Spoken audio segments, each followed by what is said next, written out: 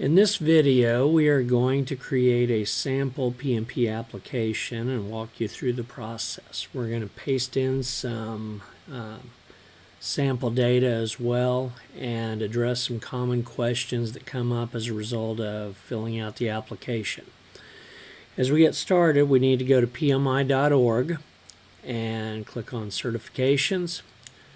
And the menu structure might vary as they update the website and what have you, but I would suggest you click certification types, go to PMP, and yes, the exam is changing. Okay, so given this is going to be a sample video, we're not logged in or anything, and they want us to have an account, so we will register. So they want us to register, so I'm going to go ahead and populate this. And use a primary email address I have there. I'm going to go ahead and check the box to receive updates. And I'm in the United States. And at this point I'm just going to leave company name. I'm just going to say none since I work with a variety of organizations in the field. Okay. Now, here's where we start to get into some of the demographics. So, let's see. I'm just going to say I'm in management. They want me to go back to when I was born. Let's see. How many total years of full-time work experience? Let's just say we'll round it at 20. How many years of experience do you have managing projects that lasted over 4 weeks? I'm going to say 20. What best describes how I view project management as it relates to my career? I would say in this case, it's my profession. And all of these things along the way, it's just drop down so they can get a better feel for who you are. Does your organization have a PMO or a group devoted? I'm going to say yes, because that's the case. Yes.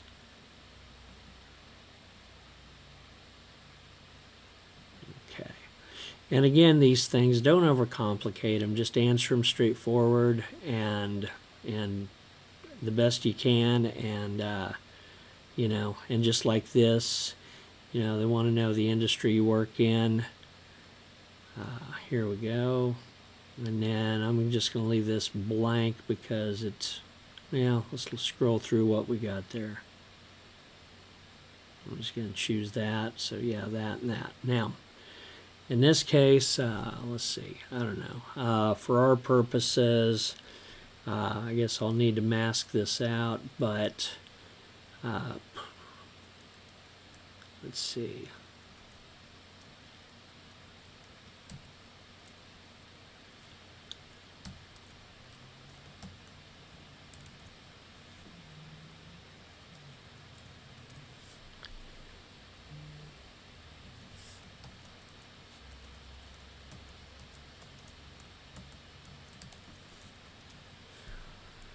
Okay, the security question. So, again, I'm going to have to mask this out. And I'm going to look there. Okay.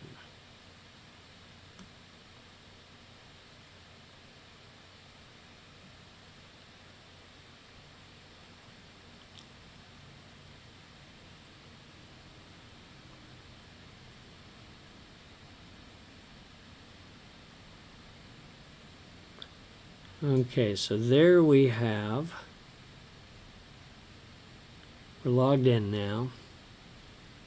So if you do want to become a member, I suggest you do it at this point and then start the application process. Membership is approximately the amount of savings that you get on the exam, maybe $10-20 difference as far as the US rates. I'm going to click Learn More about the PMP, which I assume is going to take me back to the PMP page. And now it says I can apply. Okay, cool. Now, earlier this year, they took the application process and modified it, and they took it from 30 some screens down to 4, I believe I was told. So what we're going to do is we're going to populate some of this stuff, and we'll walk through it. Again, common areas of misinterpretation, mistake, what have you. I'm just going to go back.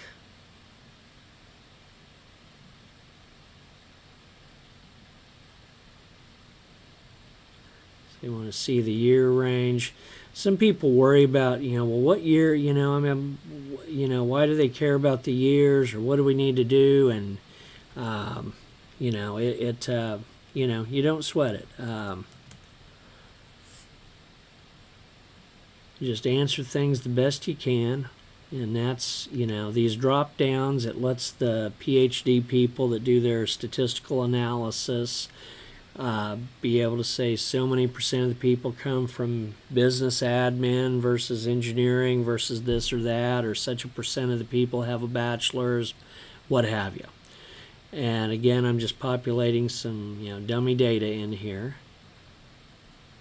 So there, the education is saved. So worst case, you have to look up where you went to school, type it in, think about the years, plus or minus a year. I mean, if you started 1 year, graduated 1 year, just, in this case, I'm not overcomplicating it as far as the sample. And then if you need to modify something, you could always hit edit.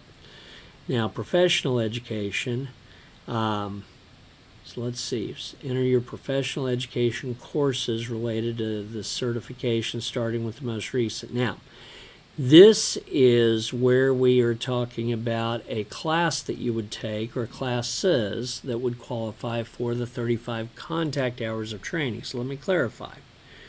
Some people are of the perception you have to take a PMI authorized class or anything like that. No. If it generally relates to project management, it should suffice. Per ISO 17024, feel free to Google it if you want, ISO 17024, which is what the PMP credential is tied to as an ANSI standard,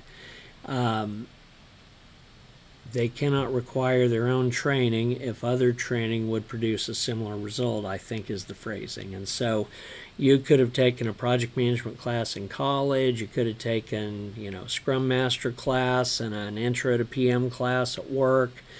The thing is, they might ask for like a course outline so they can ensure that the class or classes align with what they, expect. But as long as you've got, as long as you get the information, that should be sufficient. Now, we're just going to do this, PMP exam prep course, and then we're just going to say ABC 1, 2, 3, just as a random name. We're going to say we took it in March of 2018, and it ended in April of 2018. And let's just say for rounding it was 40 hours. If it was 20 and you hit save education, then it would give you an opportunity to add a second class, a third class, etc., to get up to your 35 contact hours. I often get asked, will this training expire? I have yet to see it expire as long as I've done this. So you can edit it, you can go in and remove it if you want, what have you. So at this point, we've got our academic education. If you're 1 credit hour short of a bachelor's, you're 1 credit hour short. You don't get any extra points for a master's or anything like that. Professional education, like I said, the training hours, you need at least 35. Now we're going to go to the experience piece. Okay, now I would suggest you start with your most recent project and you start going backwards. That way, when you satisfy the requirement, then it will basically let you know you've met the number of months. Now, if you had looked at previous applications, you used to have to put months of experience and hours of experience, and the hours were always a bear to do. So they don't do that anymore, thank God, because it was I used to get a lot of questions about that. Now, with months, be as accurate as you can be. If you feel like it started at the beginning of the year and a year and a half later it ended in the middle of the year, did it end in June? Did it end in July? Answer it the most accurate you can. The rule of thumb would be this. If you got audited and somebody saw what you put in here and they had to say yes or no, you did what you said you did, would they look at it and go, that's accurate? That's a good rule of thumb, because being honest is honest, and I expect you to be honest, but at the same time, a sanity check, if you showed it to somebody and they had to say yes, I would validate that. That's just kind of a second opinion just to be safe, because if you do get audited, that's what's going to happen. So what we're going to do here, and you're going to see me kind of look back and forth here, I'm going to paste some information in. I'm working off of another monitor there. And sometimes what happens is with some of these drop downs, and the old application and the new application, it concerns people. Well, I didn't have the title manager, or I was this, or I was that. Don't sweat it. All these drop downs do is try to help them get a better picture of who you are. And the PhDs that do the research, and the marketing people, well, X% of our people come from here, Y% from here, Z from here. So they can better communicate what the typical PMP looks like. Now, in this case, organizational, I'm just going to go, I don't know, let's say consulting. We'll go down, we'll hit IT. And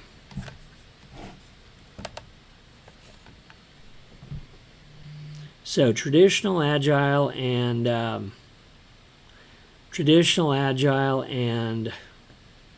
hybrid. So with this, don't sweat it. Just whichever it feels like.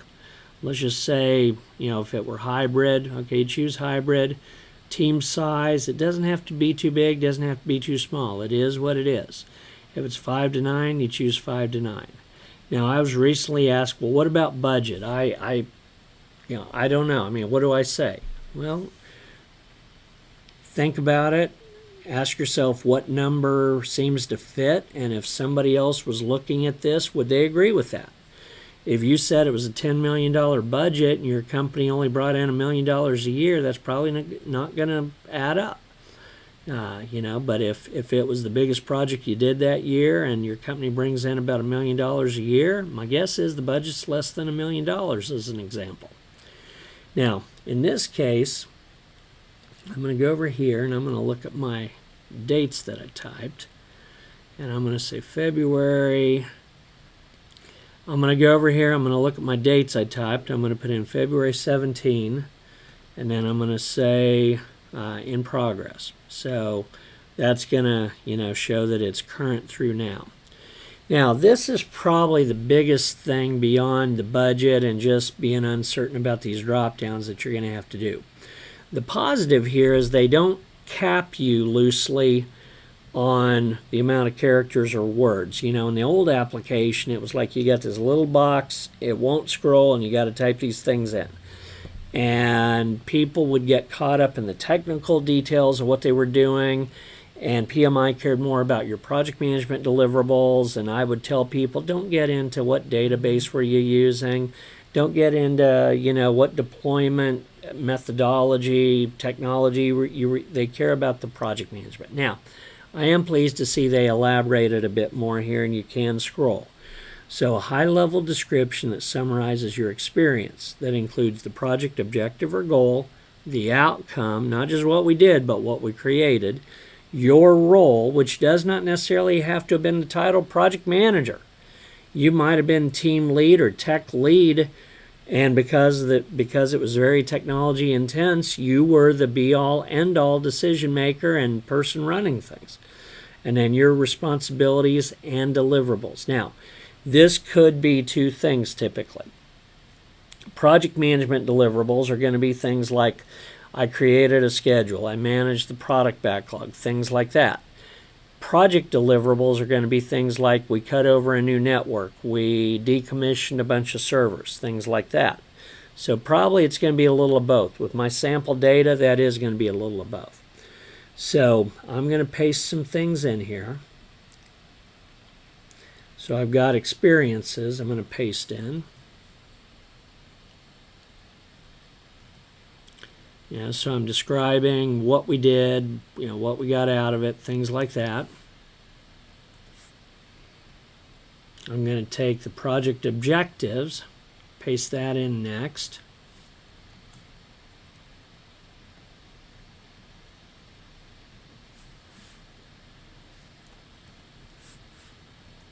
Hit enter a couple of times there.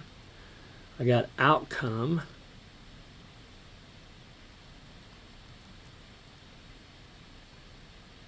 And feel free to pause these chunks of things I'm pasting in just to give you a sample.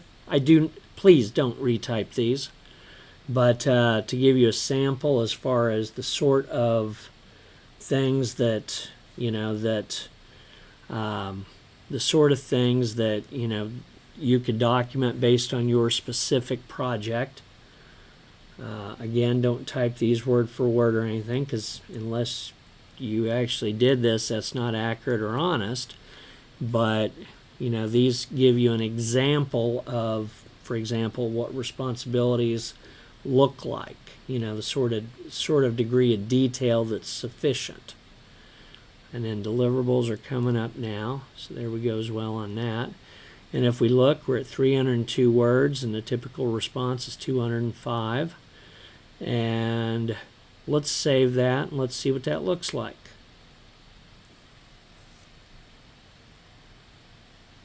Well, we got 46 months, which was not a surprise to me. Green checkbox means we're good. And let's see if we continue to exam details. So it wants my address now. For our purposes, I'm going to put in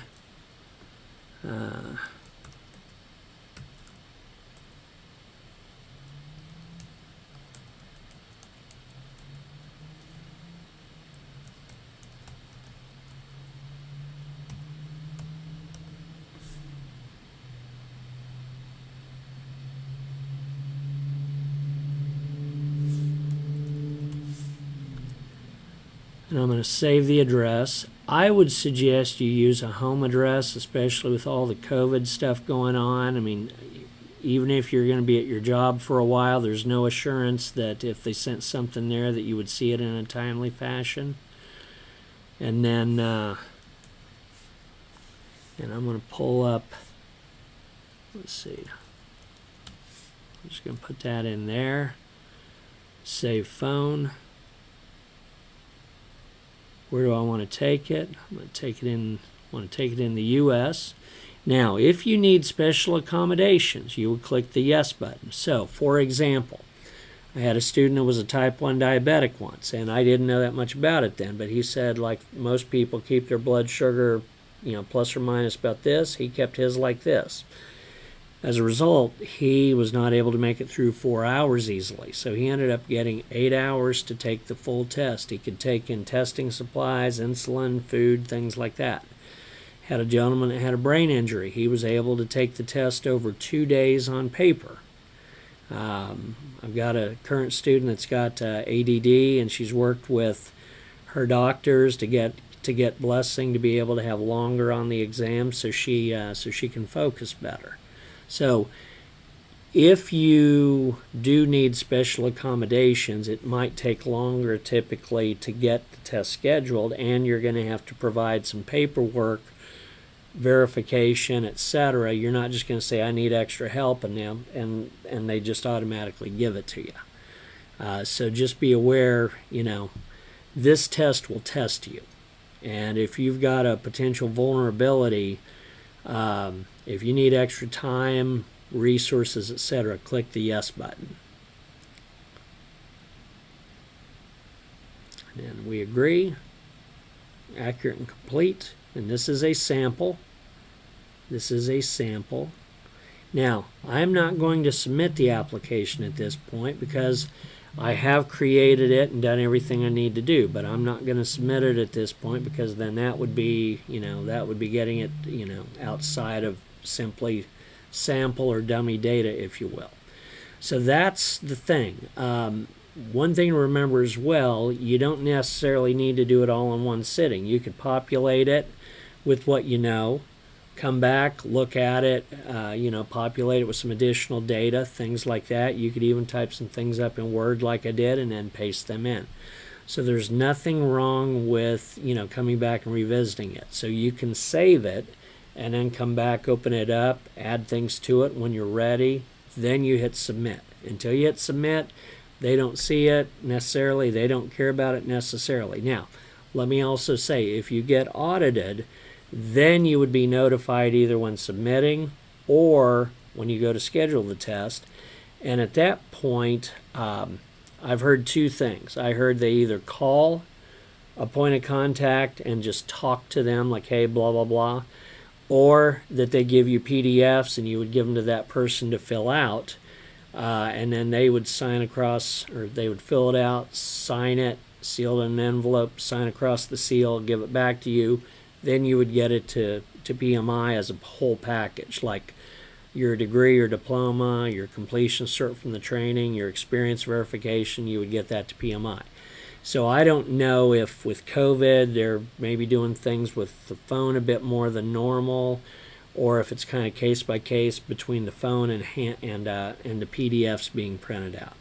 But that's that's the thing. If you get audited, then it's somebody that can validate you did what you said you did. It does not need to be a boss, does not need to be a customer. It's somebody that can validate you did what you said you did. That's the key. So anyway, that's what we got. Don't hesitate to ask any questions, post any comments if this was good, helpful, what have you. And good luck on your exam readiness.